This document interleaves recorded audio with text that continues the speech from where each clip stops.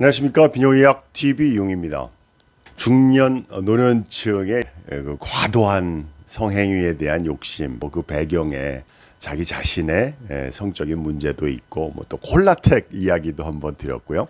또 청년들은 결혼이 늦어지는 여러 가지 사회문화적인 요소 때문에 이제 혼자서 성상대자들과 관계하는 패턴에 여러 가지 변화가 있으면서 세대별로 이 과도한 욕심을 내는 성행동이나 성관계에 대한 인식이나 또 실제 그 행동에서 벌어지는 여러 가지 후유증, 이런 것들을 이제 진료실에서 해결을 해드리는데, 이분들의 가장 큰 문제점들이 이제 약물에 반응을 안 하는 문제가 생겼을 때 심각한 문제죠. 먹는 약으로만 해결할 수 있다 그러면 기능적인 거를 해결하면서 성행동의 문제를 바꿔나가면 될 텐데, 치료 방법에 약물에 해결이 안 될 때 주사요법이 있다고 그랬고, 또 아주 지나친 분들은 주사요법도 또 욕심을 내는 분들이 있어서 그 부작용의 문제, 이런 것들도 경험하고, 제일 심각한 게 이제 그 성기능장애의 만능 치료인 것처럼 알려진 음경 보형물, 음경 임플란트 수술에 관한 또 에피소드가 많은데요. 이제 개발 단계에서 30년 이상 수술 방법인데,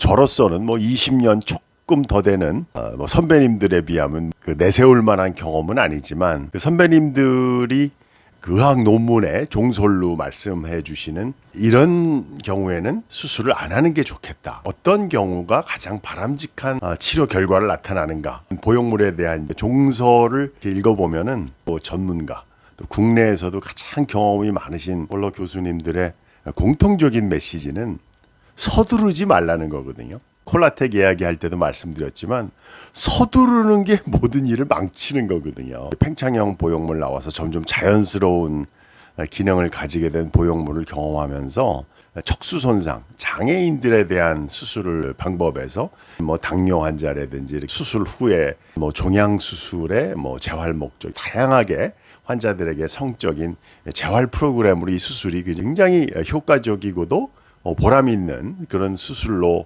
자리매김하고 있는데, 바로 과도한 욕심 때문에 자기 자신의 성기능이 유지가 되고 있는데도 불구하고 그 욕심 때문에 보형물의 힘을 좀 이용하려고 이 수술을 결정했을 때 만족도가 낮을 수가 있습니다. 보형물이라고 하는 게 자연 발기력하고는 차이가 나기 때문에 수술 후 발기 길이라든지 귀두나 전체적인 그런 따뜻한 온감, 마지막에 그 느껴지는 남성들의 그 오르가즘이라든지 그런 것들의 생리적인 발기하고는 약간의 차이가 있는데, 욕심을 내는 분들은 그 부분에 대해서 굉장히 강조를 하실 거 아니겠어요? 그 부분을 굉장히 집착을 하시기 때문에 이 재활 목적의 수술하고는 근본적으로 다른 결과를 낳게 되는 거죠. 오늘 이 주제로 말씀드리는 거는 음경 보형물 수술을 하고 나서 아주 극명하게 갈립니다. 통증에 대한 자기가 견뎌낼 수 있는 능력도, 어떤 재활 목적의 수술을 했을 때 참아낼 수 있는 참을성보다 욕심 때문에 그 수술 후에 그걸 견뎌내야 된다고 하는 환자들 간의 차이도 느껴지고요.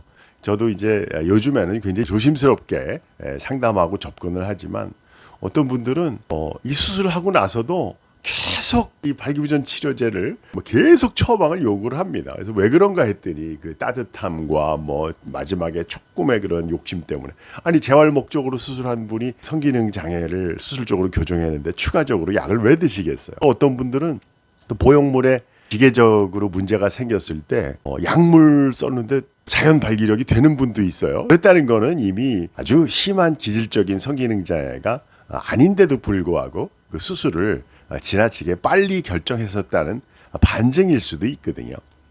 서두르면 모든 일을 그르친다, 이런 말도 있지만, 이 남성들의 그 욕심은 끝이 없다는 생각도 하게 되거든요. 성기능 장애에 대한 그 접근과 치료에서 우리가 약물을 치료를 해서 그 효과가 좋다 나쁘다, 이거를 상담실에서 이야기하기 전에 환자의 그 기대치와 어떤 문제로 이 성기능장애 치료를 시작하려고 하는지에 대한 상담이 전제가 되었을 때 그 만족감이 높아질 수 있다는 생각입니다.